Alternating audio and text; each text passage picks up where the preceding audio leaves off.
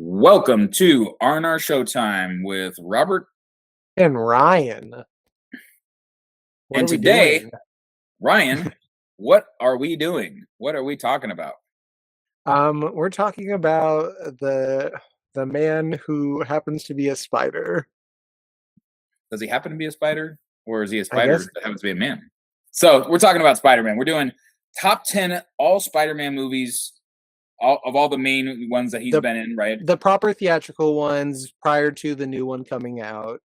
Um, but we're going to do our top 10 of all the movies. The Tobey Maguire Spider-Mans, the Andrew Garfield TASMs, and the Tom Holland MCU Spider-Mans, and the Miles Morales animated Spider-Mans. So Yeah.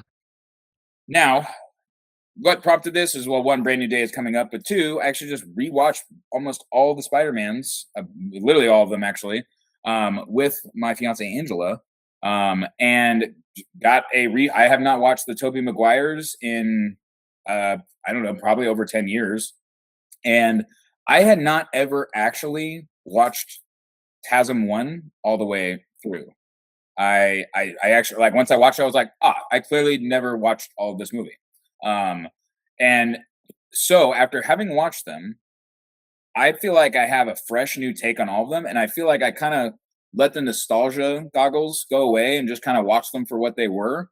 And it really kind of changed up my, like, I feel like it changed up my list. I feel like I might be like a little hot take-ish as far as what my top 10 feels like now after having watched them all again.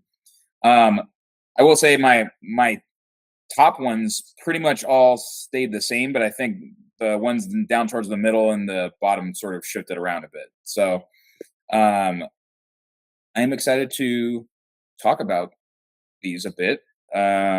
So any thoughts before we kind of jump into it, Ryan? So my experience is not the same. I've not rewatched any Spider-Man movies recently. Many of these movies I've only seen one time. Um, some of them not even particularly recently. I watched the first two Spider-Man movies a lot as a kid, especially the first one because we actually had that on DVD. But I've not watched it in probably a decade. So I'm kind of looking at it with just nostalgia. So depending how what you tell me about the Tobey Maguire Spider-Mans, I may adjust my opinions. The Andrew Garfield Spider-Man, the Amazing Spider-Man movies, I watched after No Way Home because I thought he seemed like a likable Spider-Man and I wanted to give him a chance.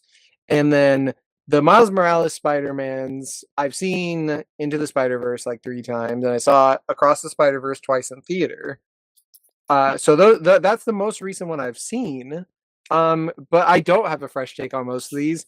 And also, I think my opinions are rather lukewarm at best. I don't think I have any hot takes on this list, except some of the order, like one order. I think maybe a little weird, but I don't think I have fresh takes. But fun fact: Spider-Man is my favorite superhero. Yes, indeed, it is. Not my Um, favorite superhero, but that's okay. I think Spider-Man's a fantastic superhero, and all due respect to the original Tobey Maguire Spider-Man, kind of kicking legit superhero movies. Really being, I mean, not a direct lead into the MCU, but like really setting the foundation for the MCU to become a juggernaut, and then juggernaut's way into the dirt in more recent Yeah, years. I feel like the Marvel superhero movies were like Blade doing something, X-Men doing something, Spider-Man doing something. Yep, exactly. So, um, okay, well, without further ado, let's start at the number 10, Who's and starting?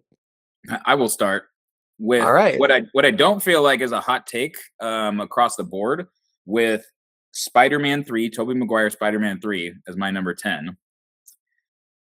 I do not Uh, have that as my number 10. okay, so Spider-Man 3, I believe that the general sentiment is that this was, I think even the words stated, if you go look it up, is like this was a bloated movie, and it was a disappointing end, that the villains were like pretty I bet Venom in this pretty lackluster, pretty like kind of Mhm. weak Venom.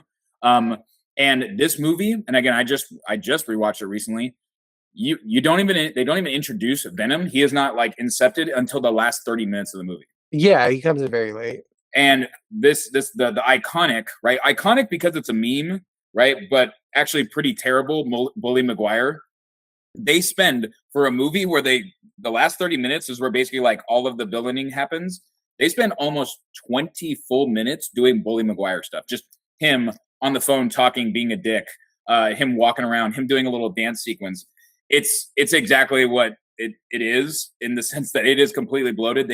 I said this movie improves by a massive degree by just cutting all of those scenes out utterly. Like if you just cut them out, the movie is tighter, better, and if you just expanded that same amount of time onto do more with Venom, make him more of a thing, it's such a better movie.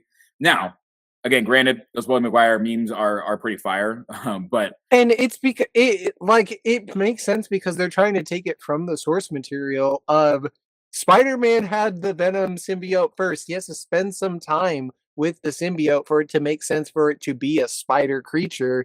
Like, unless you just do the Tom Hardy movie where there's no reason for it to basically be Spider-Man kind of themed. That's the reason the symbiote, it has to spend some time with Peter Parker, and rather than having the balls of like doing this as a setup movie of him getting the symbiote and him maybe having it from the beginning or something. I mean, he kind of has it from the beginning, but it's not. Yeah, they're just trying to speed run the negative effects of it, and they didn't have the balls to have maybe Venom be set up in this movie and come in the next movie. I mean, we didn't get the next movie at all, yeah, I even mean, I though think that there was supposed to be another one. I guess if there was supposed to be another one, I just think, and then so the idea that they were like bringing the Harry Osborn story to a conclusion, and again like building that up more, and they're doing the Sandman, and they did Venom, and we had to have a whole section of Bully Maguire, like not so great Spider-Man going on. It's just kind of too much going on, and it does a disservice to, again, it's just a weak way to kind of like bring that series to a close to a degree. I may be misremembering, but I think that maybe Sam Raimi got, like, pressured to put Venom in the movie when he didn't, like, have, like, Mhm. a thing for Venom, and that maybe that's why Venom is the weakest part of the movie. Because if you Yeah, strip Venom out of it, there is it potential with Harry and with Sandman. there is, and Harry makes total sense, right? There are elements that can make sense here, but if that's the truth, right? If it was like corporate pressure, like yo, put him in there, yeah, it just bloated the movie. It made it like Yeah. it's too many things all at once, and none of it's good enough. It's not really a great Venom. Sandman's just kind of he's just kind of there. Also, oh my god, the end, the Sandman at the end. This is a reminder if you don't remember how it ends. So he's just there, and then he's like, "Oh, you don't have to be a bad guy." And he's like, "Oh, I guess I don't." And then he just literally turns to sand and floats away. That's the resolution to Sandman at the end of the movie. They basically just have a quick conversation, and then he just turns into sand and he blows off into the wind. And it's like, where's the resolution? What happened with his daughter? What was the point of all that? We had spent all this time watching him. He went to his daughter. He did this. He turned into the Sandman. He was there. He was just there to be a big villain, be like the thing that Spider-Man did. Ooh, he like killed him. He kicked him into the water when it's like, yeah, duh, like he's literally fighting him, and that guy actually killed him. No resolution of his story. He just literally floats off into the wind, which is hilarious. It's literally like I remember being like, what was that? I forgot that that's how that ended. And again, it's the Harry piece, right? Like it was like a good way to be like, oh, they got back together and they fought them together. Like that was a cool, ending, in the sense that like it kind of brought that whole thing to a conclusion. Like, oh, they fought, they didn't like each other. He had amnesia, right? Most of the movie where they were like friends again and tight, and then it was like, oh, I remember. Now I'm mad at you again. But yeah, it's stuff like that where it's like you literally just had to make Sandman float away. You had Bully Maguire, you had this weak Venom that just like literally blows up. Like he's Venom for 20-ish minutes and then he's dead. Like where's the buildup? What does it matter? And so this movie, it was just kind of like, it really felt like I watched them one after the other back to back, and I was like, this is a disappointing way to end this series, unfortunately. Yeah. So I mean, it wasn't going to be the end, but stuff happened. And yeah, it's not a great movie, but I I think when I have it, now that you've dog shat on it, I'm probably gonna end up defending it on my time, but mhm, it's not great. You're right to have it at number 10, but I yeah, don't.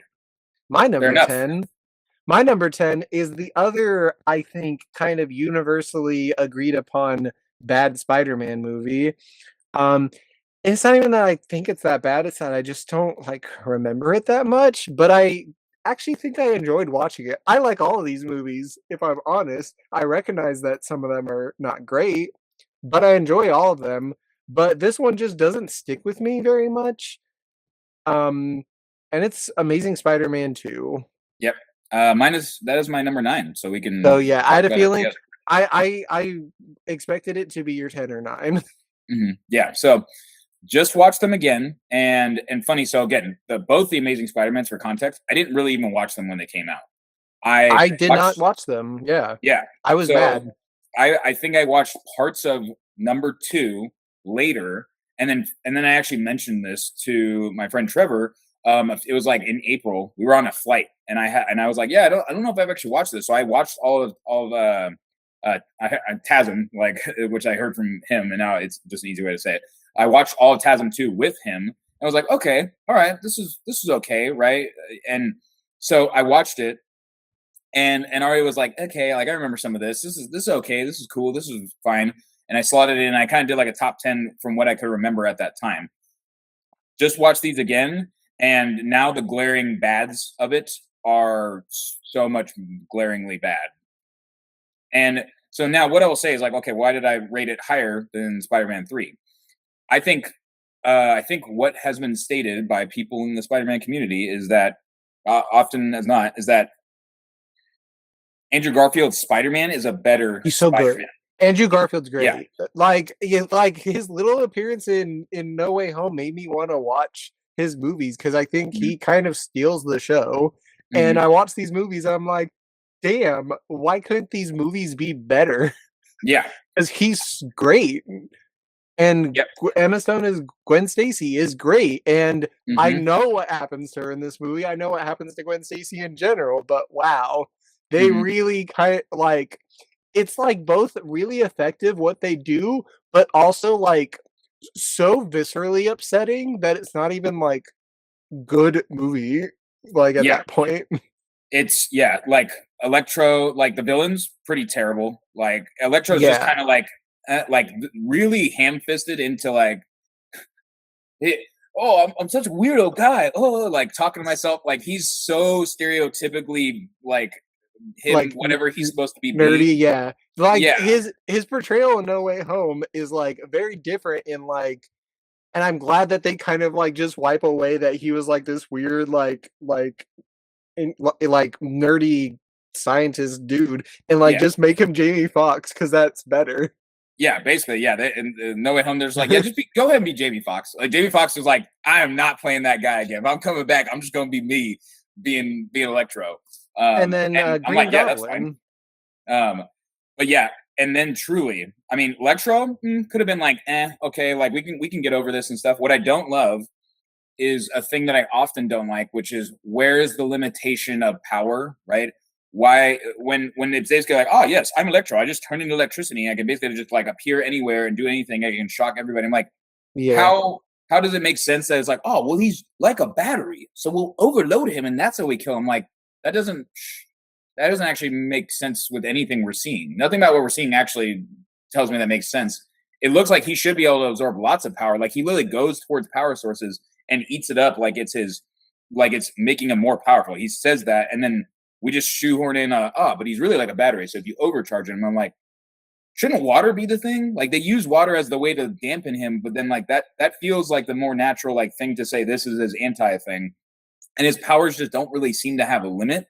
So it's one of those questions I have. I'm like, well, when your power doesn't really have a limit, why don't you just do the most powerful thing you can and like just like kind of utterly kill everybody and win? Yeah, it feels like it is a power that is more powerful than he's allowed to be, and then Yeah, it's like yeah, which I just think is a narrative struggle with that yeah, kind of character. Yeah, and they just didn't like the way that they make him an Electro is they make him like okay, his whole body, right? But the original Electro is not like has limitations on his power.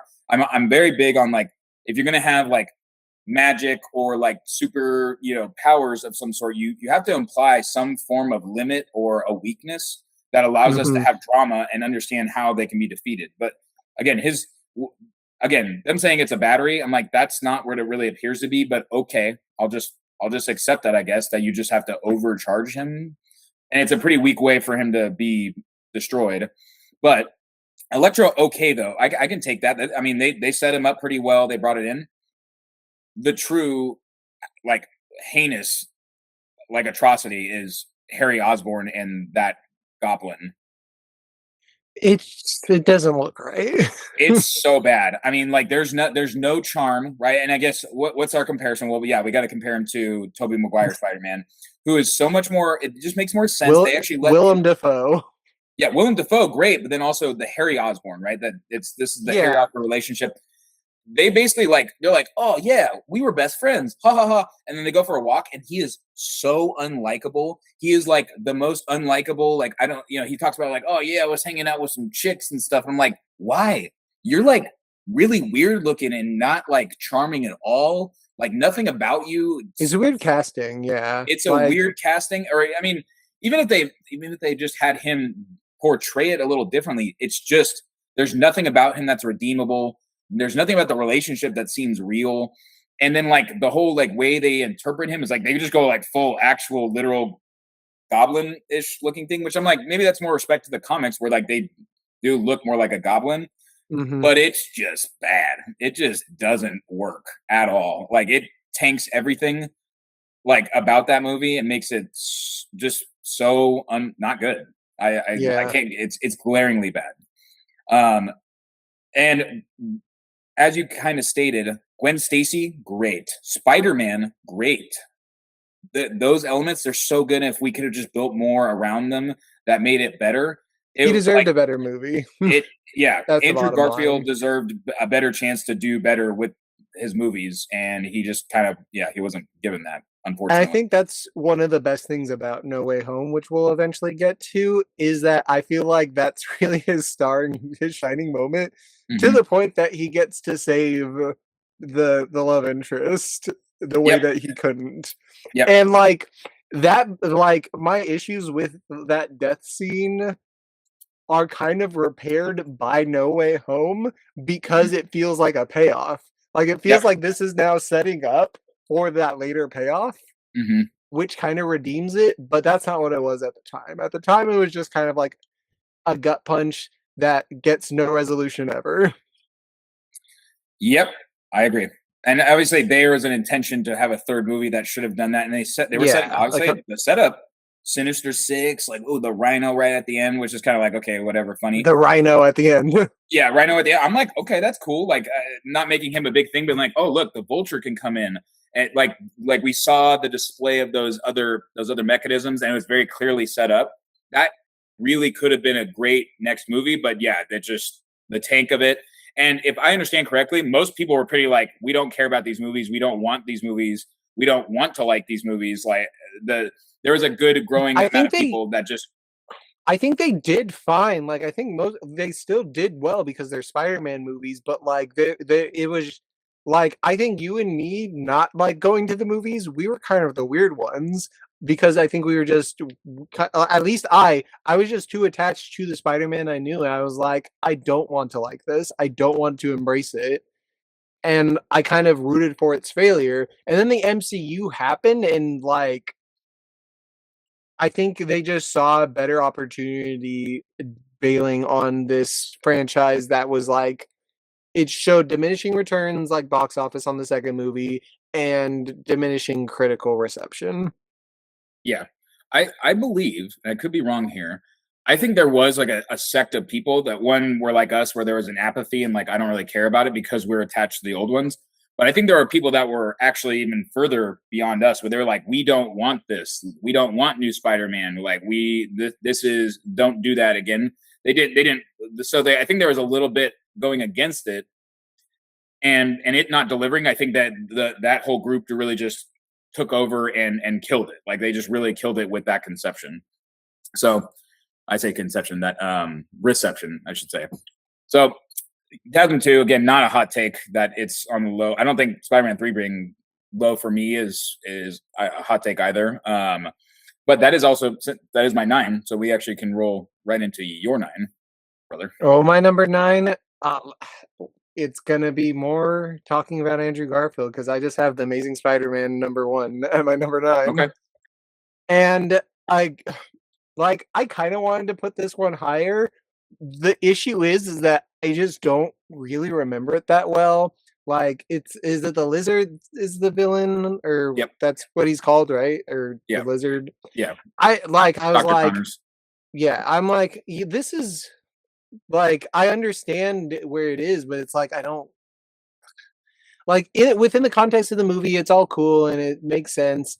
I think my biggest issue with these movies also is that I don't like the expanded backstory of Peter Parker's like dad having this like hand in like this secret lore background. Like Mhm. to me, I'm like, Peter Parker doesn't need this. Peter Parker should just be like a regular kid who's like smart and like a bit of a nerd. Um and like his dad like having this secret lore backstory that explains why he is involved in this, I think is so lame. I don't like it as a narrative concept. And so it makes these movies kind of like ah to me. And I don't really remember them that well. All I remember is, man, Andrew Garfield's really good as Spider-Man. He's really charismatic. Mhm. But Yeah. I just genuinely don't remember these movies very much. I can hear. So one thing I'll share, because I had some thoughts about that too, where it's the building in like, oh, there's something more going on behind the scenes with like Spider-Man's parents. Um, Canon looked it up. Me and Frank, when we were watching this, looked it up. Canon, Spider-Man's parents are actually Shield agents. Original Spider-Man's parents. That's part of like some of the canon storyline. And so it actually is slightly more comic book accurate that they tied them in. I mean, they're not Shield in this case, but that they were some kind of. I mean, in here it's more in universe that he just worked at Oscorp, but the idea that he was more involved or that there was more going on with his parents is actually not more of a nod to the comic books than they just don't exist and they're nothing.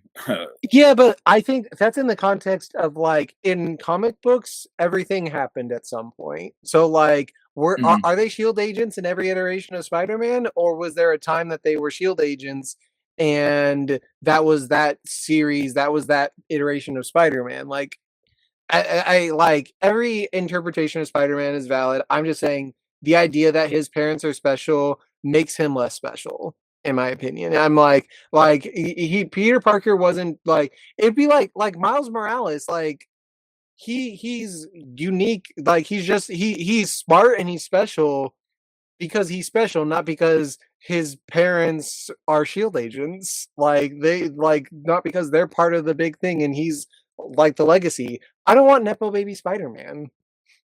I I can see where you're going with that. What I will say is that what they set up in the first movie in TASM 1 is still vague and it's not clear. Like, okay, but it just gives more of a reason like why they're gone. Yeah. And what the payoff is that it's basically like, ah, yes, you were always going to be. Then now we're just going to go back to TASM 2. Oh, yes, Okay. the reason that you're a Spider-Man is because I made the special spider stuff and I made it with my genes. So only you could have ever become Spider-Man. And All right. So I it's kind of mix that between the two movies. I hate that. yeah, that's also kind of like a okay. So this all happened to happen. It was very lucky that in again TASM 1, and so do you remember? He goes to Oscorp and he basically just walks into a room where they're just making a bunch of spider silk, Yeah. and then yeah, a spider falls on him. There's literally hundreds of spiders, by the way, of these genetically modified spiders. One of them falls on him. He leaves, and then it later bites him like on the back of the neck. So Yeah. then they become Spider-Man. Carry on. But in number 2 is where it's confirmed. Ah, only you could have ever become Spider-Man. Only you could have produced this because those spiders were made with his dad's genes. So only his genes activated that way. Yeah. And and And I Harry thought that needs the serum, the super magic regeneration spider powers, but it won't work for anybody but Andrew Garfield Spider-Man. yeah. So that's kind of So like, I was also like, okay, that's a little too.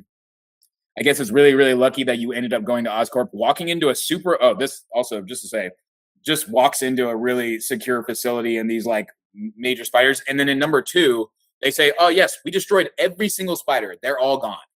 We just killed them all to make sure we, covered our tracks because Dr. Connor's Lizard Man."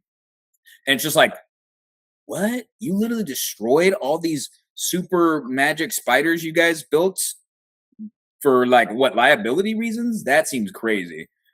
I think this conversation kind of points out why both of these movies I kind of lump together, and I think there's good stuff in these movies. I actually do think the end of the end movie sequence kind of stands out to me when like the people of New York like help him to like make his way, because that's the end of one, right? Where like they like literally move stuff to like help him, Yep. Yeah, they move like, cranes and then they yeah. allow him to get all the way over to And I think these movies have like a they shoot him swinging very cool. Like yeah. I think there's good style and good performances in these movies, but I just think the writing's kind of dog shit. Yeah. Well, I mean, I'll have some more comments on TASM 1 later because it's I mean, it's not my 8 or anything, but I'll reserve some of that to comment a little more here. But I kind And of tied straight it back up, into TASM 2.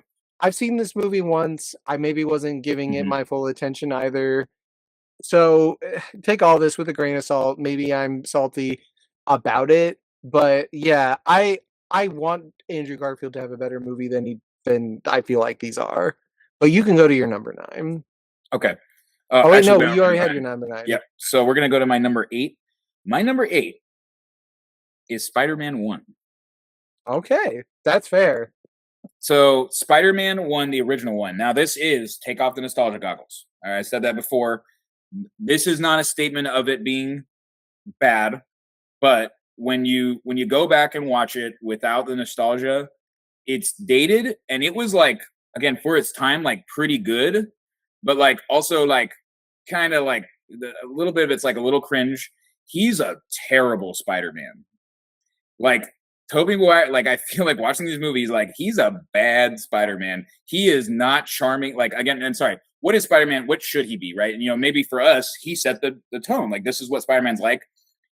But he's like he doesn't seem like again what He's he not should very be from the charismatic. comics. He's not very charismatic. He's not quick and witty. He He's literally not a sounds wise. like he's faking being a superhero. Like when he talks, he's literally like, "Oh, oh, oh, would you stay in school, kids?" It's the most like not appealing Spider-Man. Um, and the again, people will point to that Tobey Maguire is a better Peter Parker. He is. He is a better Peter Parker. He is better in the sense of him being actually kind of like a nerdy-ish guy that's like a little more downtrodden, a little more, not super cool. Um, but basically, overall, the first movie it has good elements, but it's just kind of dated. Like it's actually really not that great in the grand scheme of all these movies.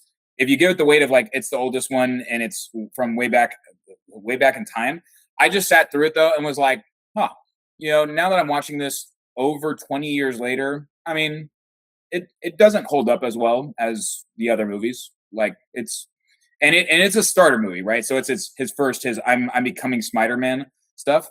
Also, this is where I will actually take the moment to talk about Tobey Maguire's facial expressions are ridiculous. Like throughout the movies, like this is anytime whenever he does elements, Lie. it's like we're talking like these are the kind of facial expressions he makes when making a lot of effort. Or look at when he's doing the subway. Obviously, it's the number 2, but Yeah, it's like and it's just on full display here. Yeah, it's like it's a hilarious, ridiculous face, yeah. and it's almost comical. Now again, first movie, iconic Uncle Ben scene. Really, power comes with great responsibility. Really well done there. And a few good things, but it's just it doesn't quite hold up as well in the sense of like how entertained I am by it. And that's this is where I don't want to. I already want to say that we're already past the point of like it's not good. TASM 2 and Spider-Man 3 are this is like not good. Yeah. Spider-Man 1 though, we're in the phase of everything from here is good. It's just I just don't think it holds up as well. I'm gonna be honest, I think that I kind of enjoy all of them, but I can recognize why some are people say are bad. Like I feel like I would watch any of them and probably have a fine enough time. Even like my 10 and my number the Amazing Spider-Man 2 would be the lowest. I feel like if I rewatched it, I would find things about it to enjoy. Yeah. If I it, like yeah. It's just this is where it's like it was a good and fine movie. When I went back to rewatch them all, I was like, oh wow, great, cool to revisit this. I was like, this is like just not as great as it seems, looking through the lens. I've not rewatched Spider-Man 1 in a long time, Hmm. so I'm banking a lot on nostalgia and, like, clips and stuff that I've seen Hmm. in passing since the last time I watched it. So, I have a lot more of a positive feeling thinking about it, so I will defend it later, but Later. it's not up right now. Up right now is Tobey Maguire, though. Hmm. Um, my number 8 is Spider-Man 3. Um, and so you're right. You're right to have it at number 10. That's entirely valid. However, I I still have the nostalgia for seeing Tobey Maguire Spider-Man. I still have good feelings about it. I like that Harry sees his dad in like visions and stuff. I like anytime Willem Dafoe is on screen as the Green Goblin.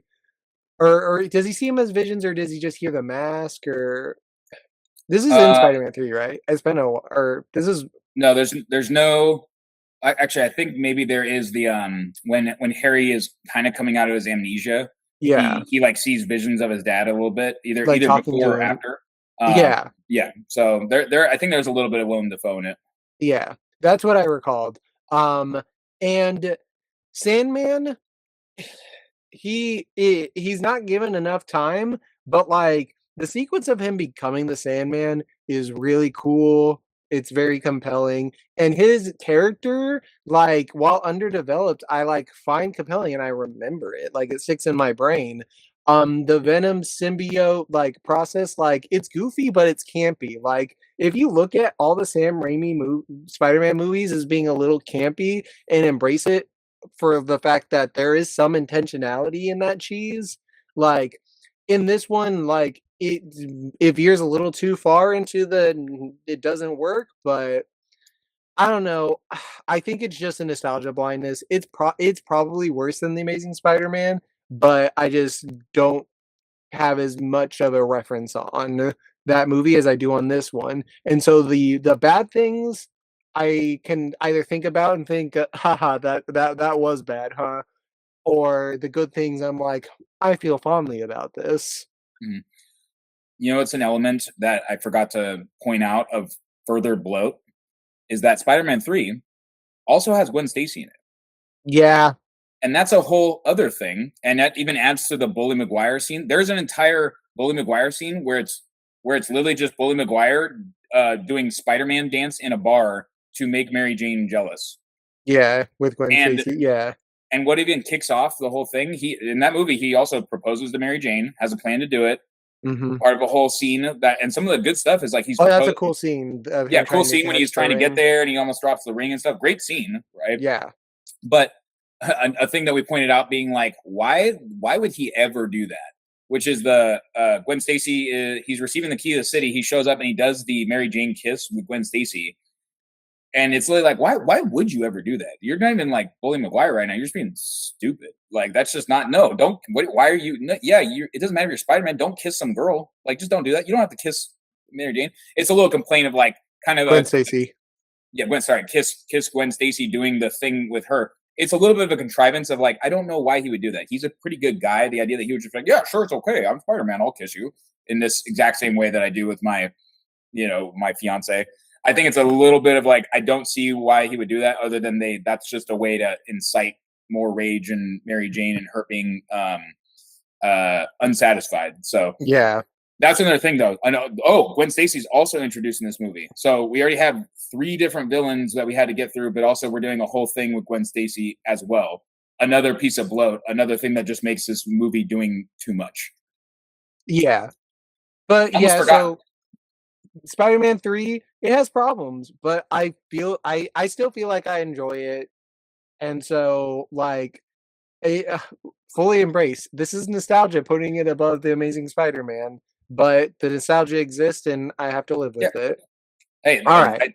I think it's fair to state that there is nostalgia, and some people are going to say, yeah, like I just want to like this movie more, and I'm not even going to disrespect that. It's just kind of the thing of having rewatched them, where I am now in the phase of I don't think I'm nostalgizing these. I think I'm being a little more, just a little more. I've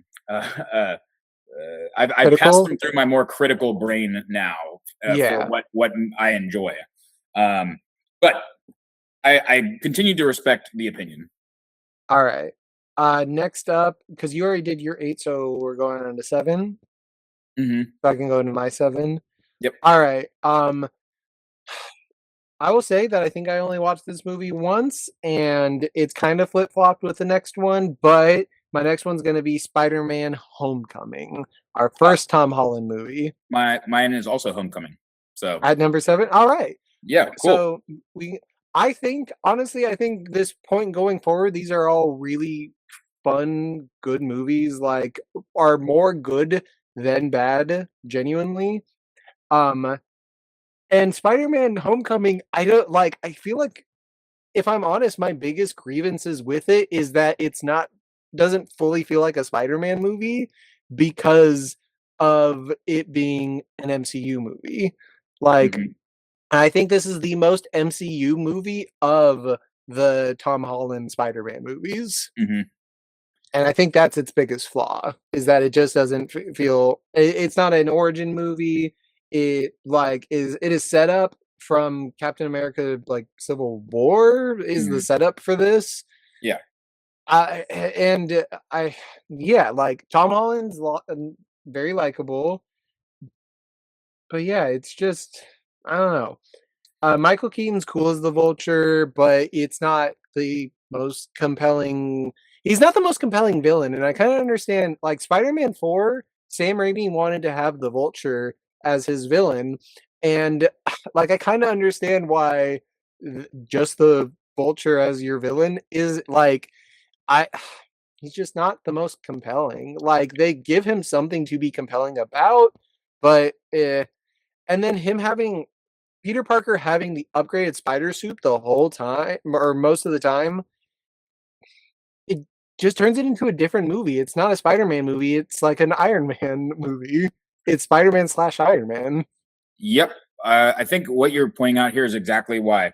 One, I believe that of all the combination, this is the same. Everybody kind of agrees that Tom Holland is the best of both.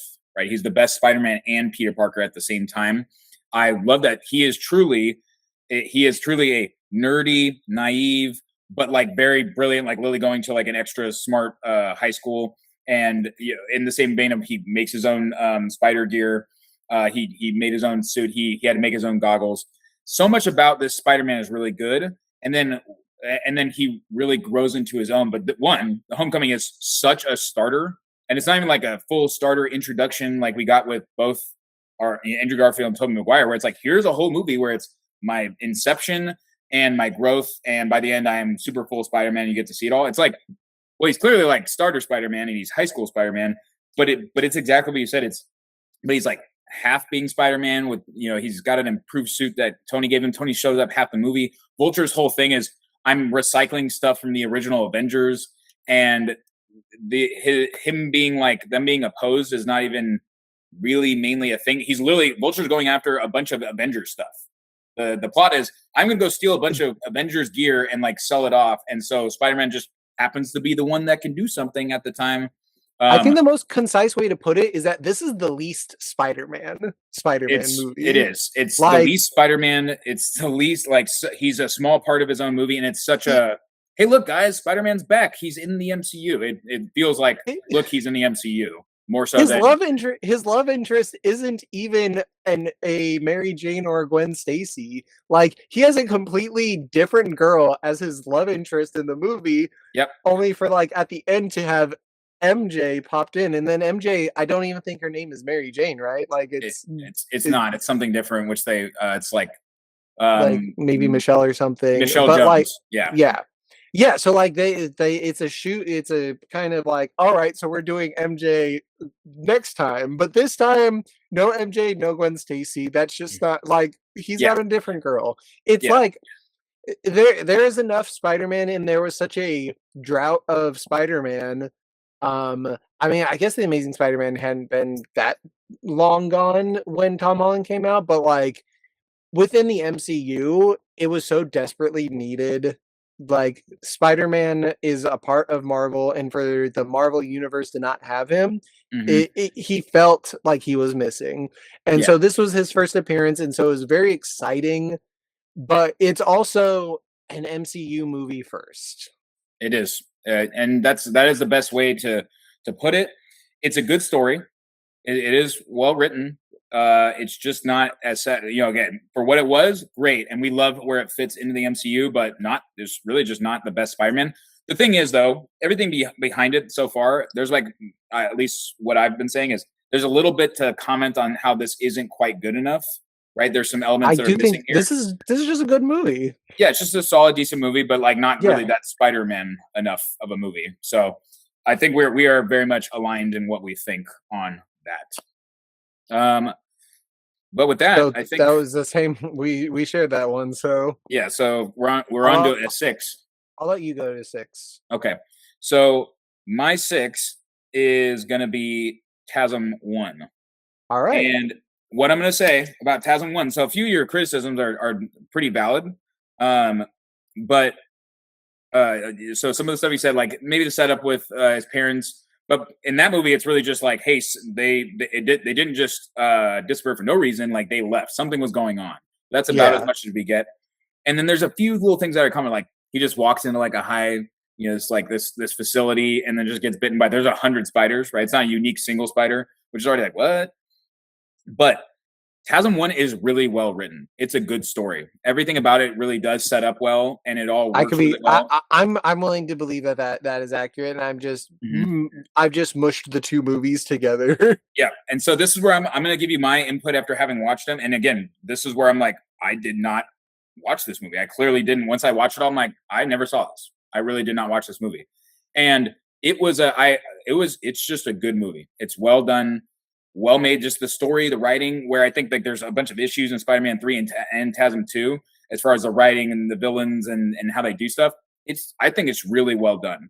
And there are a few things in it that are still like glaring, like, ugh. Like, I have to say this. I absolutely despise that costume. It is the absolute worst costume. And it's now the reason why, like a little explanation, is that it's a very much homemade costume. And I think they lean into he made it himself more. They show him kind of trying to plan it out, and he's there's a scene where he's literally like spandex. It's all spandex, and so it's kind of a joke, right? When he orders it, it's very much literally just like a tight fitting spandex suit, and the goggles are literally like sunglass goggles that he just like cuts out and puts onto it. So it's a more simple like. What I'll say is that Tobey Maguire suit is like, how did you make that? How'd you make that? You didn't make that. His is clearly like much more well made. The first movie, TASM 1's suit is okay. Well, that looks like you made it, but I hate it. I can't stand it. Like I hate it more than Tom Holland's like pre-Tony suit that he has. I'm like, that looks more like you made it, but at least it's like, oh man, I really didn't have the resources for this. This was like, you clearly tried, and it almost was like, yeah, this is going to be the suit. I made it, and this is it. I'm like, God, it's just god awful to look at, in my opinion. I just really thought it was terrible. But I try to give it a little grace because it's supposed to be leaning into the he made it type thing. But the other one that I'll comment on that's really bad in this movie is he is truly in this movie. In the second movie, he's a little better of a Peter in some sense. He's a terrible Peter Parker. Like, yeah, he's just so cool. he's way exactly. He's way too cool. He literally skateboards, and Gwen Stacy basically comes on to him. Yeah. It's like you are not Peter Parker, man. Like you are way too cool. And also, most of the instances, he's either totally cool or he literally just doesn't talk. He just goes like he just kind of mumbles and like says barely anything. That's about as much he's kind of nerdy as you get. But he literally And he's stands up smart. to yeah, and he's smart, right? But they don't even lean into him being highly smart. They kind of do, like he's sort of intelligent, like oh he makes his own thing, but even then it's like he didn't invent his webs, as a reminder from that movie. The webs, he just got cartridges of the spider silk that was already being made at Oscorp, and he just basically made a way to shoot it and then practice doing it. So like he didn't develop the again Peter Parker in Tom Holland Peter Parker He developed it, developed yeah. his own webs and his shooters. And obviously Tobey Maguire, it's he literally he just It's the comes out. biological, which I prefer that. I prefer that. Yeah, I think I know that's that's not the original, but I prefer that. yeah. So but it's a really well written movie. It's got some depth to it to some degree. And okay. And it's sorry, I was just getting a call. I want to make sure there wasn't an issue. But it's really just well written. And when I watched it, I was like, this is a solid movie. I really respect that this movie's actually pretty good. Being that like there's like structural issues from the movies that I so far have put a little bit lower. And the same thing that we talked about with Homecoming, that it's not really enough of a Spider-Man movie. This is a genuine Spider-Man movie. There's good motivation. And I think it's good. There's some good emotional impact from it. It sets up into its next movie pretty well. So that's why I actually put it decently high up. I would have before put it down closer to the low because I did the same thing as you. I barely remembered it. I barely understood it. I was just like, yeah, it's just probably like these two movies go together and they're low on my list. Yeah. But yeah, after watching it, I'm like, no, it's now one of my higher rated movies. It's still in the bottom half, but It is it's still in the bottom half.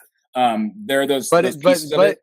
But we are in the good movie category territory. Yeah, of our lists. I do have a comment on why my next movie is above this one, but I'll wait. We'll see your 6 first. All right, so my 6 is Spider-Man: Far From Home. Okay, so it's also it's my number 5. So okay, all right. So I almost actually had this movie below Homecoming. But I want to say that it was the fact that this movie felt more like a true Spider-Man movie to me. And I think this movie I feel like this movie, in my mind, this is seen as the weakest of the 3 Tom Holland Spider-Man movies, but I just don't agree with that because it is more of a Spider-Man movie. It's more of a standalone movie. And it's Mysterio. Is that the name of the villain?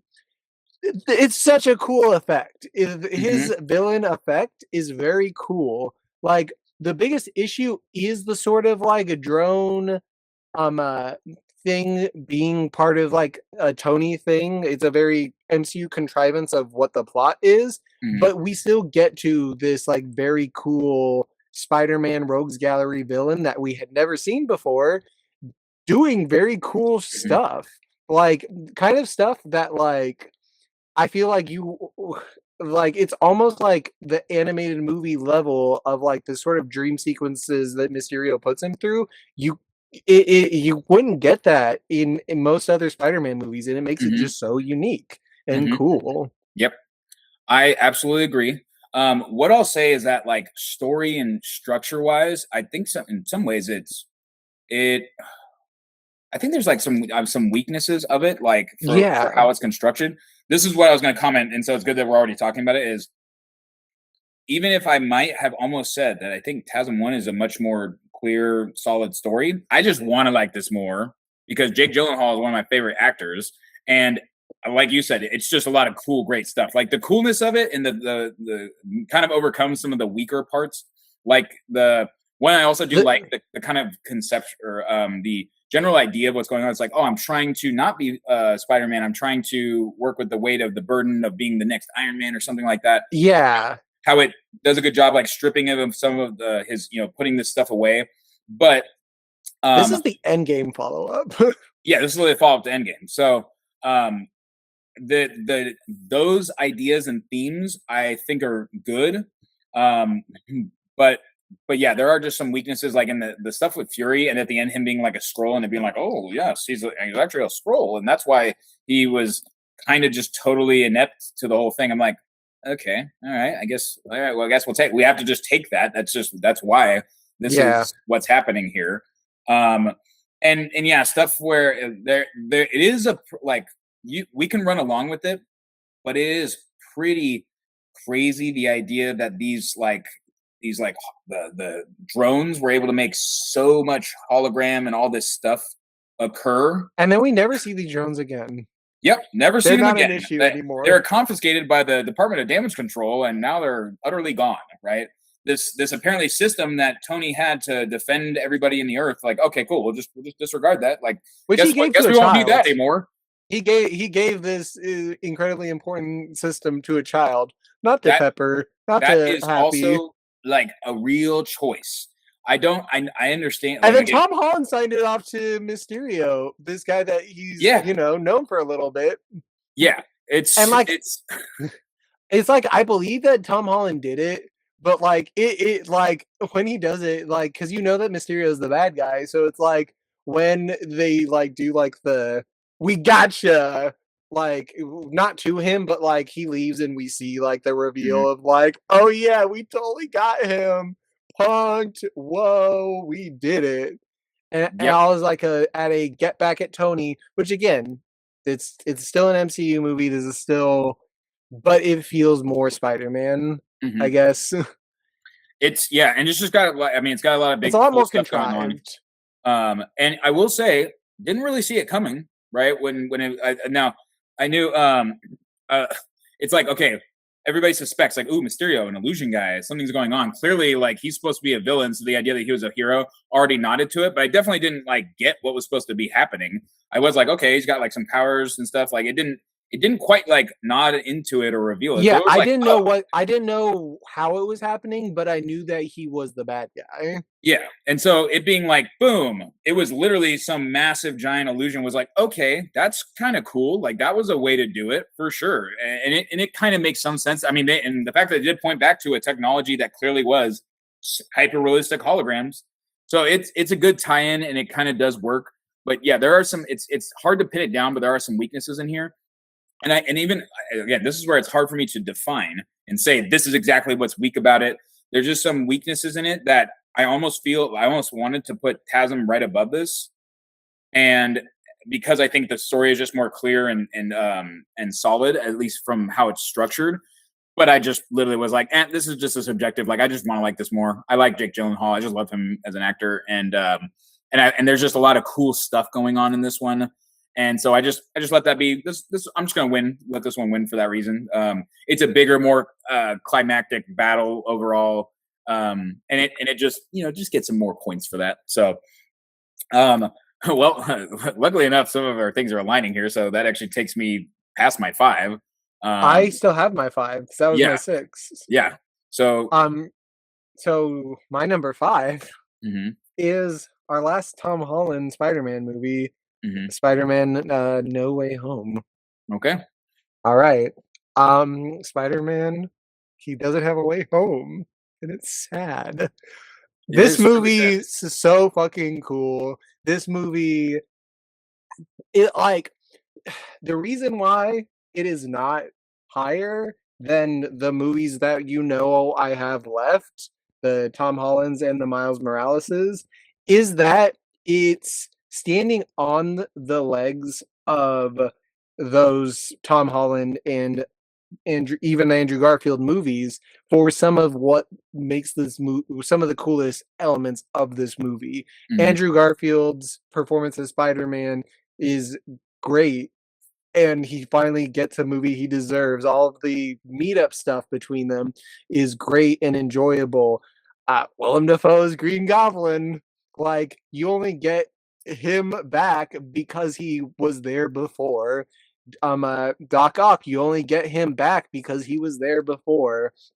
And this also is our payoff to the end of Far From Home, where where Peter Parker is set up to be the bad guy, and like they they deal with that, but then I feel like when I saw the end of Far From Home and it was like Peter Parker did this, like I kind of didn't expect it to be like taken care of with like Daredevil in like the first section of the movie, where it's like not that big of a deal as a whole, because they were like, I think it's like they had this plan of this being the conflict, but then they realized that they could get Tobey Maguire and Andrew Garfield and all these people back, so that no longer needed to be the focus of this next movie. We got a full new focus. We got a multiverse focus, and so that kind of gets written off.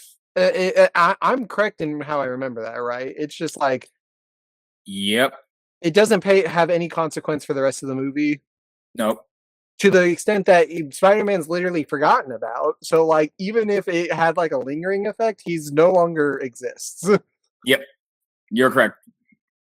So But it not paying off the last movie super satisfyingly, to be honest, I it's not the worst thing in the world, but I just want to correct just a little something. okay. It's kind of just on what you said. Now you might you intend it correctly, but to be and I maybe had a slight like I didn't understand. It's everybody forgot who Peter Parker is. Yeah. So Spider-Man still exists. Everybody knows that Spider-Man exists, but everybody forgot Peter Parker. Period. Like Peter Parker doesn't exist. Okay. That's just to be and so that's kind of important because obviously in Brand New Day, it's not that everybody knows Spider-Man exists, but like Mysterio never revealed that nobody knows that Peter Parker is Spider-Man, nor that he even exists. No, there's like he just is nobody to all of them. Yeah. I 'Cause guess think you said so. oh, Yeah, the consequence that people know that Peter Parker is Spider-Man still exists throughout this movie, but it's not like it's not really pivotal because you have these other characters pulled in. mhm. Yeah. Um, the Aunt May fill in as Uncle Ben role, very very well done, very effective. Like Mhm. that, we like, oh shit, we're getting it here. That's a Mhm. cool reveal that like Mhm. that he still didn't quite have that moment. Like we Mhm. just assume he had the Uncle Ben moment of with great power comes great Yeah. responsibility, Mhm. but no, it just hadn't happened yet. So like in a way, this next Spider-Man Tom Holland movie is the first Tom Holland Spider-Man movie Yeah, kinda. in a certain way. Yeah. And that's what makes this next movie so exciting. But I don't really have negative things to say about this movie. I just have more affection for the other movies. Mhm. Also, I've heard I only watched this in theaters, but I've heard that the applause break given for Andrew Garfield and Tobey Maguire coming on screen feels a lot more awkward when you're not having to deal with the applause. Mhm. Like, Yeah. because he just comes out and like, yeah, waits for the Yeah. applause. Yeah, looks around literally like yeah, they do that. I don't think it's actually that noticeable. I mean, I don't think I necessarily was like, "Oh, yeah, they're just not doing it." They give it like a moment for, like they make it make sense, to a degree. So pretty much everything you're saying, I agree with. We're pretty aligned here. However, I have a little more I want to say because I can When say some not great things about it. However, it's maybe some for me nitpicks. What I'll do is I'll you'll address those. I assume it's not your number 4, and if It's it's not. not, then you can say your number 4, My number then we four can move is forward. Spider-Man 2, the original Spider-Man Spider-Man 2. 2.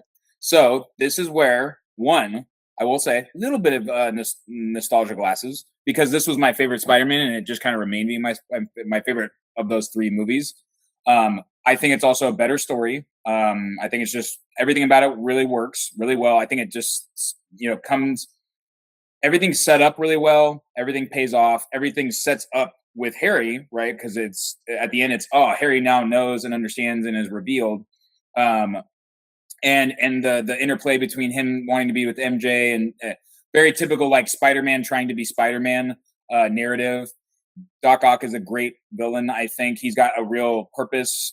Like I want to do this thing. I want to fulfill like his motivation is good. It's there.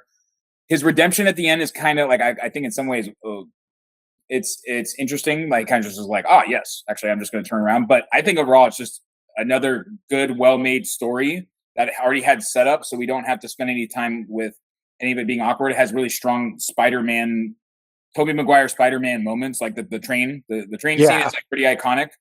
Um, and I think overall it's just really good. We get the satisfaction of the him not being with MJ in the first movie, but them coming back together, the reveal. I think just so much about it really works well. It's just a really well done narrative and doesn't have some of like the kind of the feeling of weaknesses. And they clearly had a little bit more budget, so they just did more, like with Doc Ock and his arms and what they were able to portray on screen. And so I will say there's a little bit of nostalgia here. I just wanted this is another one where I want to like it more. I liked it before, and I think it holds up as being, in my opinion, the best of those three movies. Um, Look, there was a so, good time that this was a Spider-Man 2 was listed as like not just best Spider-Man movie, it was like a common choice for best superhero movie. yeah, Like Spider-Man 2 is your go-to. Like if you're picking like you do Spider-Man 2, you pick a Batman movie. There are so many to pick as the best superhero mhm, movie. Um, like it was known as the best Spider-Man movie for a long yeah, time. It's not yeah, anymore, but it held that for a good long while. yeah. And so and yeah, and so I don't think I was alone in that opinion. But like yeah, it's just good. It's just good, and there's nothing really much more to say about it than it good, and it stands the test of time. It doesn't have as much of there's the other thing I was thinking about right before while you were talking was it also has the benefit of not being the starter movie. Right, we just get to see Yeah. Spider-Maning hard the whole time.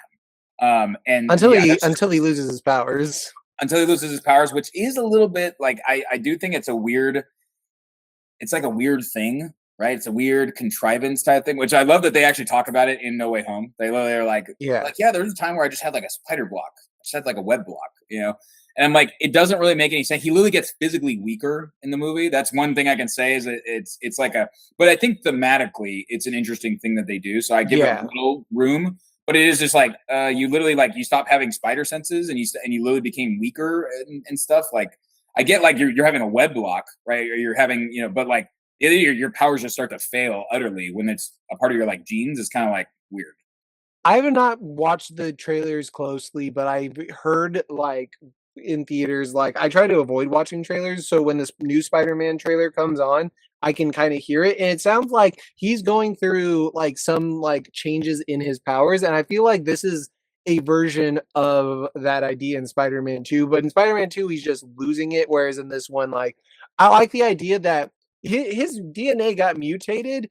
It's not always gonna like be it's not always gonna make sense. Like sometimes you're gonna have things are gonna change, and it could have just been as simple as like a mental block blocking his powers, and I Mhm. think that's what it's meant to be. Yeah, But yeah, exactly. That's what it's implied to be. That's why I give it room and credit. And I don't, go much further on it. But I don't. I was like, really, like when I was watching it, I was like, is that how it's gonna work? yeah. So I'm gonna actually roll right into my number three, if I may. So I have not done my 4 yet. Oh, you haven't done your 14. Okay, go ahead. Yeah. Go ahead. So my 4 is the first Spider-Man, Okay. and you know what? My 3 is Spider-Man 2. So I'm Mhm. gonna kinda talk to about these together because in a way they're interchangeable, but Tobey Maguire Spider-Man is nostalgia. This is the first superhero movie that, like it's I don't think it's the first one I watched because I feel like we watched Batman and Robin before this because we had, like, the VHS of Batman and Robin, but Spider-Man was the first superhero movie where I was like, "Oh, I'm into this." Like, I want this is my guy. This is what made me fall in love with Spider-Man as a superhero. Like, I loved these movies. And yes, there's nostalgia glasses on it, I'm Mhm. sure. I've not rewatched them recently, but let's start Spider-Man 1. All right, you got Willem Dafoe as the Green Goblin having the time of his life. just like hamming it up, like really doing those facial expressions. Hmm. Um, and yeah, some of the effects are outdated. I remember when he like blows up the people and they like turn into skeletons. Like Yeah. it looks bad sometimes. Like it looks Hmm. cheesy, but it's like it is the Sam Raimi campiness that I feel like in this movie, all that stuff is either effects limitations of the time or it's intentional. Um, there's the I'm something of a scientist myself. it's just it's just a fun line.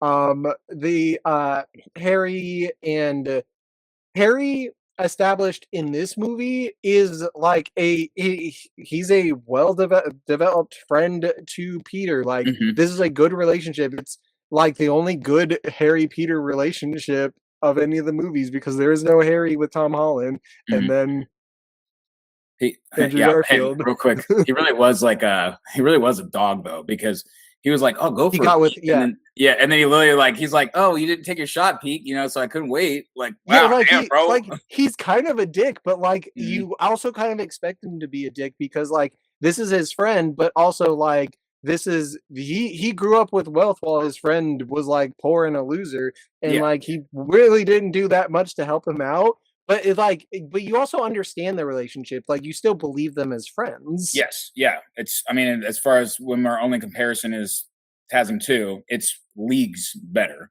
Yeah, like maybe Tom Holland has a better developed friendship, obviously, but yeah, it's just a different level Hmm. there. Um, and I get Toby Maguire is not the best Spider-Man. I get it. I understand. But he's an earnest Spider-Man. Like this is a very earnest movie, I feel. Like like when he's like on the the balcony of like the skyscraper and he's looking down and he's doing the with great power comes responsibility like speech like synthesizing the Uncle Ben. And I also think that the Uncle Ben like situation in this movie is too maybe I'm wrong, but I think it's better executed than Amazing Spider-Man. No, I think actually Amazing Spider-Man is done really well. Okay. I'm willing to bet that I'm wrong there, but Mhm. They're both um really good. I yeah. want to say that there is some difference in how they're done, and it's not. He doesn't do quite as much of like a an absolute power responsibility, but his is well, one, he does have like a talk with them, and but then it's a voicemail. He actually left a voicemail for him with that he Yeah. listens to much later at the end of the movie, and that gives him like the Peter, like, I just want you to know, like, it's very like heartwarming piece. I would say the Uncle Ben power responsibility and death scene is better in Spider-Man 1, but it's not much far behind Tasm 1. Okay. Like and I think there's also like uh, obviously there's the him feeling fault and then the him immediately chasing after the guy and like killing him, which also like sets him like as a very distinct like he regrets that and he learns from that, but like it also like sets like this impact of who he is, like that he is this emotional like kid. Mhm. um but yeah, I just think there's a lot of it's a lot of nostalgia. I'll admit that this movie has its issues, but I just really enjoy it. Mhm. Spider-Man 2 kind of resolves a lot of the issues. It kind of is an improvement on every level.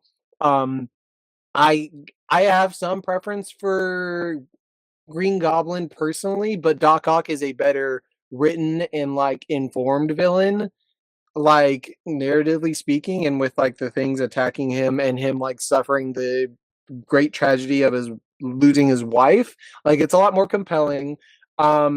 The MJ situation in this one, like it's him willing to he's willing to give up being a Spider-Man to be with her because that was the reason why he couldn't choose her at the end of the first Spider-Man movie, and like he's like getting that opportunity, and then it's you already talked about Spider-Man 2 and why it's Mhm. great. But it is great. Like, Yeah, I feel like there's it's not just it's just known to be a great movie. And it's so yeah, I yeah. Agreed. It did. It just resolved the weaknesses of number one that were there, right? And you forgive so much of it because you're like, wow, it's still really great. What a great way to come out. But it was just better. It just improved everything. So, except Mary Jane's hair. Her hair in the first movie, she looks great. In the second movie, it looks like weird and washed out, which is what Angela actually said that when she was watching, and I was like, you're kind of right. She looks kind of weird with her hair in the second movie, and then they dial it back in the third one, and it looks kind of normal again. One more thing I want to say about Spider-Man 1 though, Green Goblin's death is fucking iconic. Mhm. The Goblin glider, like Mhm. him trying to attack Spider-Man and him like Yeah. jumping up, like Yep. that shit's so cool. Oh, he That like that is a cooler Godspeed, Spider-Man. that is a cooler villain death than maybe any other Spider-Man villain gets. Mhm. Yeah. All right, Um, so we're gonna go into your number 3. I have a feeling I know what it is. yeah, I think we know what it is from here. I'm pretty sure we're aligned for our number 2 and 1. But number 3, No Way Home. Now, I'm just gonna take everything you said because everything you said was correct. I mean, standing on the shoulders of all the other movies, it's a massive culmination. It's like how is it not like one of the best Spider-Man movies when you're just drawing from all that? It's all of them, It's Yeah, the I would say the best Spider-Man, bringing back all the other Spider-Mans and all their villains all at the same time. But what I want to use my opportunity, because I just agree with everything you said, is to point out a weakness in it, at least what I believe was a weakness, which is the manner in which they all get there. Basically, Doctor Strange and that being how this all occurs is quite a bit of a contrivance. And I said this like when we yeah, first watched it, like when we came out the theaters, like when we did our podcast on it back at that time. I yeah. We did do a really podcast. I should have listened to it. Yeah, I remember I said it, and it's still true. Is that it's like Doctor Strange literally just did I'll just cast a spell on the world, and then let him mess it up in the middle, and that's how we get into this mess. This is this feels contrived. I feel like there are so many other ways that if someone was going to use magic, and then at the end he's like, "Wait a minute, you didn't just ask." You didn't just ask, for them to reconsider you for Harvard or for MIT, I should say. He's like, you didn't just ask. I'm like, okay, Stephen Strange, you're literally a brilliant semi genius. Why didn't you ask him that? Why didn't you literally just propose any other thing besides spell? And why didn't you take okay, maybe I can cast small spell to help you out. Maybe I can do little thing. Why did you go to? I'm going to cast a spell on the world that apparently could be massively had such Consequential. ramifications. Yeah, you just thought that was a thing to do. You are smart enough to know that. Wong even he says, messing with the this and that is bad, right? But whatever. Like nobody cares about Wong. Um, Literally gives you a warning, and then you still do it anyways, and then go, whoa, how did we let that happen, right? Like it's Peter's fault that he sat there talking to you during the spell. I mean, like, yeah, clearly, why is that Peter's fault? That's your fault, Stephen. You are the adult here. Yeah. So what, I just go back and Honestly, look at that. if I'm honest, I forgot that that was even like how it happened in the movie. I was like, there's some Doctor Strange stuff going on. Yeah. It's also, I remember at the time assuming that this was going to play into Multiverse of Madness, but no, they're just kind of two distinct multiverse actions involving Doctor Strange. Yep. And like, I, in retrospect, like, it's not an issue technically of either movie independently, but the fact that they both kind of have this plot and like do like it was clear that the MCU wanted to do multiverse stuff, but, like, they didn't have, like, one way of doing it, yeah. and so they kind of just, even, like, the Loki, I feel like that's another thing that doesn't really kind of make sense consistently with these things going on. Yeah. Which And we're just then getting Dead into the weaknesses of the multiverse and stuff. But yes, the point is, and this is one of those things I touched on earlier, right? Talking I about think this is magic the and limits of power. Oh, I think go this is, like, this and the first season of Loki was when it felt like the multiverse still had potential. ahead. Until everything everywhere all at once happened, and it's like, well, you can't do it better than that, Marvel. Hmm. These guys did it. You anything you do now is Hmm. worse. Yeah. I think I'm pretty sure Everything Everywhere All at Once came out before most of the multiverse stuff was happening, if I I remember. think, but it came out after this movie because this was like the comeback from COVID movie. This is December of 2021. Maybe. We'll have to double check that. But yeah, so I cannot get past that. This is one of those limits of magic. Okay. Doctor Strange is one of those pieces where it's like, okay, there seem to have been some rules about what can occur, right? That there are limits and like there's dangers to doing certain things. If we're gonna say that casting a spell on the whole world and altering everybody in the globe's memory is within this is okay and that's a reasonable thing to do just to help your buddy out, feels kind of like a contrivance. Feels like we were like, well, Doctor Strange has magic, so I guess we'll just make that be the thing so it all works. We need to get all these guys from these other multiverses in here, so Yeah. we'll just make that happen. Yeah. Is there a better way that they could? I think at the time, I think actually back when we did the old podcast, I think I came up with a better way to do it that made a little more like this could be okay, make sense type thing. But still, It is I just what went it back to is. that. It is a contrivance. It's we need to get them all here, so we'll just make it be this. And I'm like, okay, whatever. Well, obviously, we're all just going to carry on with it, and we all love the then what then goes on from there. The other piece too is I will point out is that most of the plot is centered on Peter's like, well, we can help them. Let's all help them. And then like brings all of these villains back to his Happy's apartment. And it's like, okay, well, we're just going to like help all you guys and fix it all. And then it's like, oh no, the villains went ahead and did the villaining. Shucks. Who could have seen that happen? Yeah. Oopsie. Who would have known? It's very much you, Peter, you did this. You definitely made this happen. That was your fault. Like this really is all your fault. And that's why the Aunt May thing works because she's dead because of him. Yep. And that he kind of has to weigh that on his mind. And like he honestly, in a way, like he didn't even seem like he could come back from that until he understood that like the other Spider-Man are who they are because they had to learn from their mistakes. Yep. So, but I wanted to point out those two pieces, being that you already basically said all the good things about it. It can't, be overstated. All those parts. But ultimately, no live action Spider-Man movie can be even two. Nope. No, they cannot. So I believe our number 2 and number 1 are the same because we've agreed in the past what they are. It's number 2 is Across the Spider-Verse, right? And so this is where we have a difference in order. Oh God, we have a difference in opinion. Okay, all right. Well, which means I feel like what we should do is we should take turns because so you have Across at 2 and Into at 1, and I have Into at 2 and Across at 1. So I think we take turns praising these two movies independently. Yep.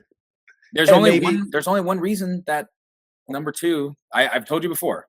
There's only one reason why we still don't. I still don't know when we're getting 3, and I understand that as long as 3 doesn't exist, 2 has a glaring issue.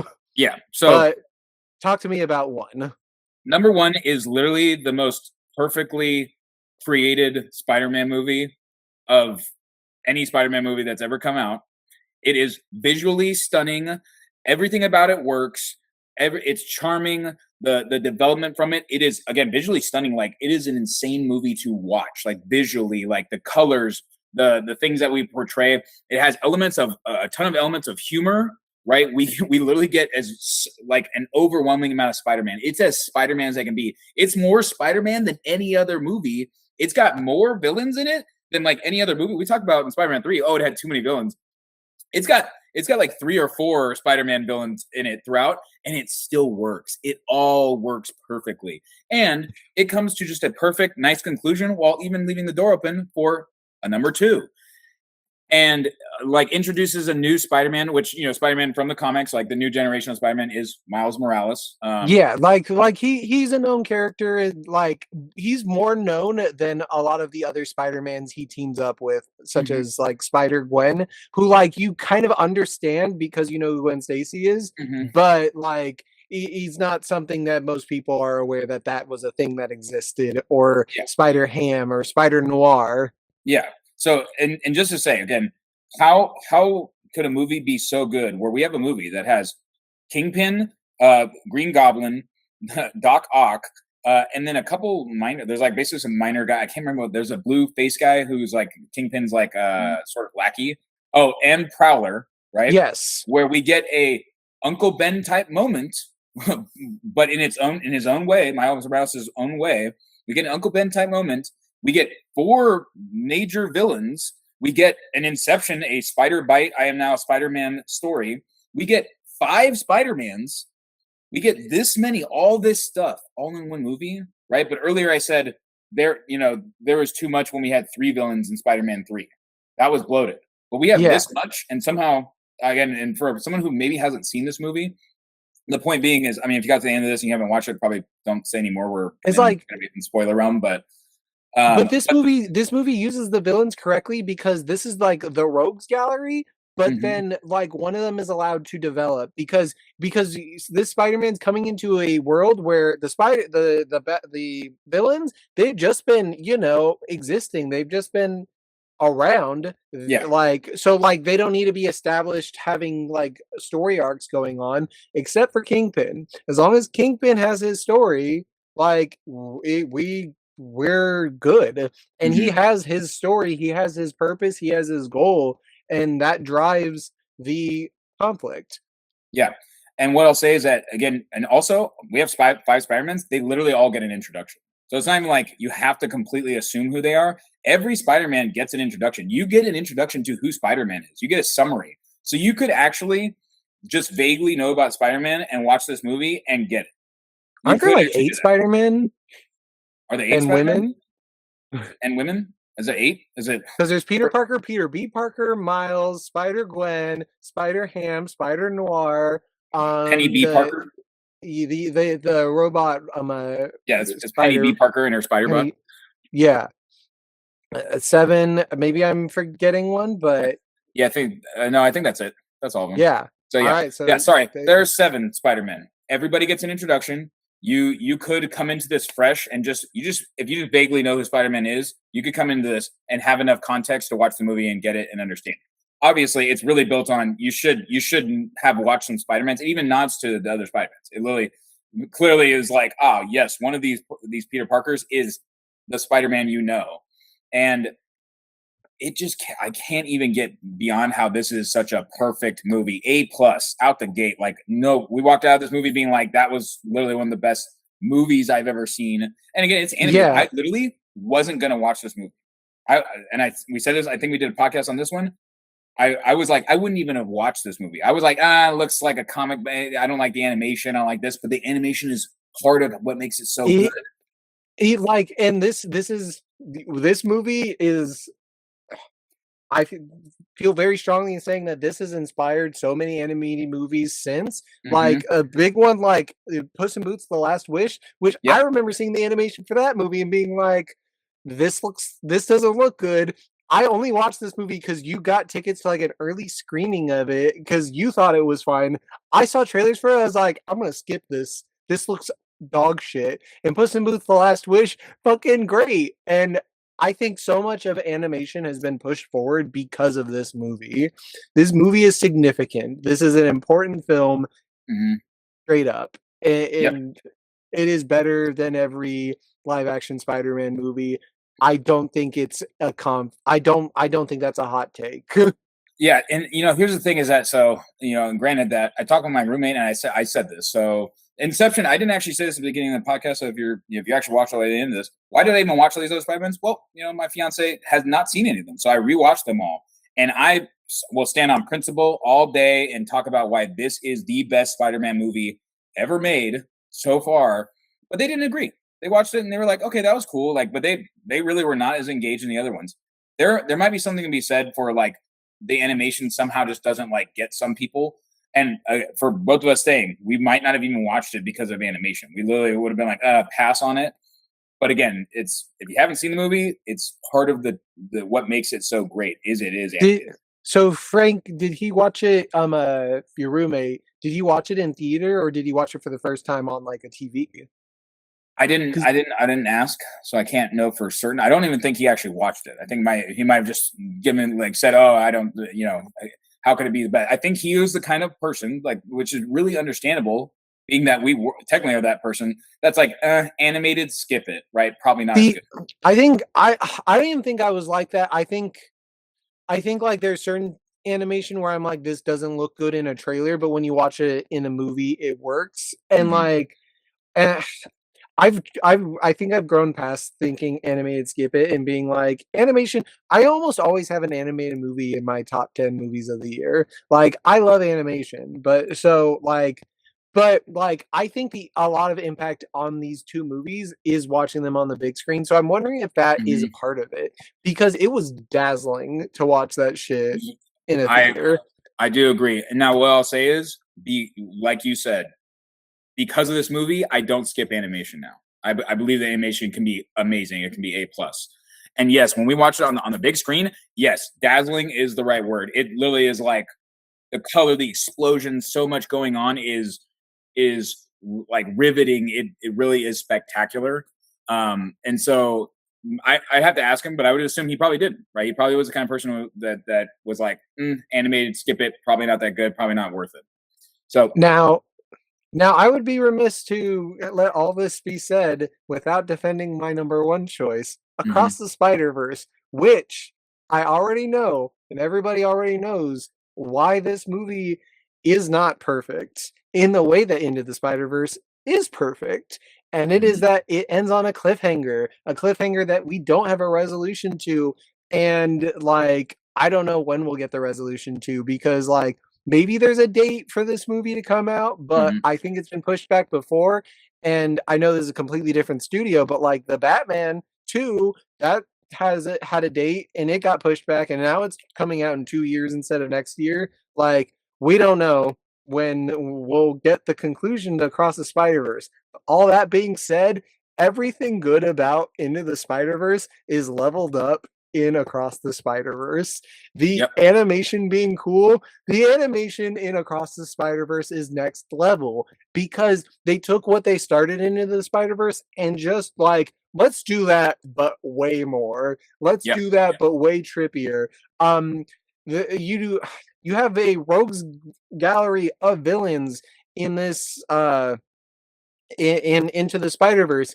And in Across the Spider-Verse, like your focus is on fucking this polka dot guy that no one's ever heard of, has never been a serious villain in Spider-Man. Like he existed before, but no one cares about this guy. And it is that concept that is what makes him like want to like take himself next level and be taken seriously as like Miles Morales is like number one villain. Like the way Nemesis. that yes, the way that Peter Parker has a Green Goblin, like that is being established as Miles Morales is nemesis is one in a way. Um the you think there are a lot of different Spider-Men Into the Spider-Verse. There are too many Spider-Men to count in Across the Spider-Verse. There's a T-Rex Spider-Man. Spoilers. I I mean all the this whole list has been spoilers. Yeah, I mean, I guess. Well, those movies are recent enough that we're in the realm of like someone could have not watched them. I mean, all the rest of them are like they're at least 5 years I old mean, to some degree. So Into the Spider-Verse came out before two of the Tom Hollands. I guess maybe it did. Yeah, it's, sorry, I don't even track sometimes where they came but point being, yeah. So at least for Across the Spider Verse being one of the more recent ones, And even it's it's yeah, like we're what spoiler deep. So I mean, yes, it's like it's what 3 years old at this point. It's yeah. been out for a minute. Hey, Um, and we everything that you still are saying, I agree with, but you already stated the one thing that this it cannot it be ends to on a me cliffhanger. It a ends on a it's not a cliffhanger. perfect movie. It can't be perfect when it's literally just a in between with waiting for the next movie. It's like it just ain't perfect. Like it ends on it. It ends open ended with a if I don't see the next movie, this movie literally didn't have an ending. It's part of But you know. the one last thing I want to touch on though is that Spider Gwen, who is established and Into the Spider Verse and Mhm, is interesting and compelling in her own way, but we don't have the whole story. She gets a story in mhm, this. She gets maybe the most satisfying. Like Miles mhm, Morales does not have a full narrative arc, but Gwen Stacy does. Yes. Like, and it is like, and the way that like she has a different art style than Hmm. Miles Morales. Her universe is a different art style. It's like this like watercolor-ish, like sort of like Hmm. where like the literal emotions are portrayed as the color of like Hmm. the scene taking place. It's Yep. just so like Yes. it's just it is art. It is art. This movie is art. It's so art. It's art in storytelling and it's art in display, right? Like literally how it is made, what you're looking at is, and I agree. We just agree. It's the Yeah. reason it can't be my number one is because it's not a perfect movie. And I understand and I respect it. So I thought about that and considered it taking it down for that, but I just know how I felt watching that movie. And I'm like, this is up until that end. I every second, every fiber of my being was like, this is next level. This is a step up, and it was. yep. It takes a step up, but then it just takes a step back down. You know, but then step down is so that it can probably take a bigger step up in the next one. Granted, God, I hope so. it's still leagues, even with not even with ending on a on a cliffhanger on it's not finished. It's still literally it's still flawless, right? It's not perfect, Yeah. but it is flawless, and Actually, that's one of those things that I would say that it has a flaw. I would say that that is a flaw. I So guess it's yeah, it's not even flawless, I but want to no, no, so what I'll it is say is as far as spectacular flawless, it's but it's intentional. They do yeah, intend to leave it to open finish the ended, story, yeah. and so it's not flaw. It's not like they did a poor job at that. It's the intent. The intent is that it's there, but that makes it is imperfect. Like perfect movie is nothing should be changed about this to make it better. You could technically find a way to give more resolution to that ending. Sorry, I don't. I'm not saying I have the way to do it, but take a Lord of the Rings Two Towers. Sorry, it being a middle movie, it resolves. It hits a clear resolution and sets up for the next movie. Yeah. It's not This one straight up leaves on a cliffhanger. um so that being the case, right? There's yeah, it's just unresolved, which is intentional, but it's not a perfect way to end a middle movie. If you wanted the middle movie to be better, um, Yeah. and so, but I mean, I think we went to the limit of how much. Sorry, of how much we had to express that this is just an amazing movie, and it's clearly, I believe, in my humble opinion, and I will defend it all day. These are the best Spider-Man movies. Yeah, I really I honest legitimately I don't even entertain an argument that they're not. I don't it's just doesn't really exist to me. Yeah, I I mean, mean, if, unless you want to bring in the real heavy hitters of like technically Spider-Man movies of like goat movies like Madam Web, Morbius, Craven the Hunter, which I haven't seen yet, but I've heard greatest film ever made. yeah, I mean, honestly, it wouldn't be fair if we added those movies. So that's why we didn't include them in this Spider-Man list. So, And the Venom trilogy, which are two-thirds watchable. mhm. Two-thirds. I mean, hey, that's all we have out of the Spider-Verse trilogy. So Yeah.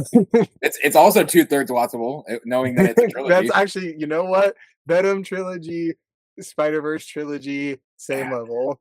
Head to Same, head. Yeah, I mean, they're same. basically both two-thirds watchable. So, um, Alright. but we digress.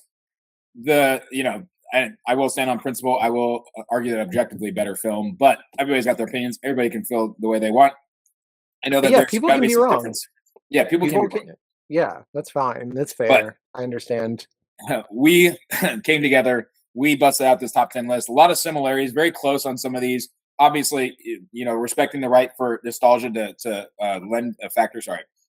Straight up, I think we would have had a lot of like exact lineups if I put Spider-Man 1 lower cuz like I think like I think we almost did. Yeah. yeah, like literally cuz that was like the one key difference cuz we basically felt the same about these movies a lot of the time, but I just had Spider-Man 1 above these movies, so like our steps were off. Yeah, and you obviously had TASM 1 much lower, but Yes. granted, you said you haven't actually really watched it in so long, you don't really remember it, so I give a lot of credit, especially to the first Amazing Spider-Man movie. Mhm. I remember finishing it and being like, "That was better than I expected," and then I watched the second one. Yeah, and the second one really, it does It's just a wet casts a blanket, you shadow, know? so Yeah. but but great that we were able to come together and put these guys up on a pedestal, getting ready for Brand New Day. I feel refreshed and ready to watch that coming up soon. Honestly, other than there's a couple that are like I probably will never go out of my way to watch TASM 2 or Spider-Man 3 again. Not worth my time. I also probably Valid. will say I probably watched Spider-Man 1 and 2 enough times in my life that if I never saw it again, probably okay. I've gotten enough of my fill. TASM 1 kind of the same. But pretty much all the Spider-Man movies, I feel like I got my fill of, except for the Spider-Verse. Those are Yeah, worth I would watching watch again. all the Spider-Verse movies again. Yeah. I'd probably like to watch No Way Home again, to be honest, Mhm. because there's a lot of enjoyability about it. Yeah. But really, when I want a spider fix, I want to watch Spider-Verse. Brother, have you watched Spider Noir? I've only watched the first episode, but I need to get into watching more of it. No. And funny, there was a other small, that was actually one of the other things that pushed me to watch the Spider-Man movies with Angela because we watched it. I said, "Oh, I'd like to watch that." Because but I've also heard some not great things about it. So I think I'll probably enjoy it though, because Nicolas I Cage, just I Yeah, enjoy and noir. I love I noir. watched the first episode and I enjoyed it. My TV wouldn't let me change the color, so I watched it in color. It Mhm, wouldn't like give me the option for the black and white. I think I'd rather watch it in black and white. So I'll mhm, try to get it to work again. mhm. But Yeah, but I would like to engage in that now that actually technically now I've watched at least enough that I could watch Spider Noir and it will make sense. yeah, That I mean, you it have to doesn't. watch. It has no connection really to Into the Spider Verse. Like Yeah, at but I least the feel like you episode just at I least need saw. to know why it exists to some degree. Yeah, Like, why is Nicolas Cage paying a noir Spider Man, right? Nicholas Cage. So, but with that, unless you have any final notes, Ryan, I think we can wrap this one up. I think we can take our web shooters and wrap it up. Yeah, let's wrap it up. Well, that was Spider-Man Top 10, folks. We are gonna sign off. Until next time, I've been Robert, I've been Ryan, and with great power and comes great responsibility. that's right.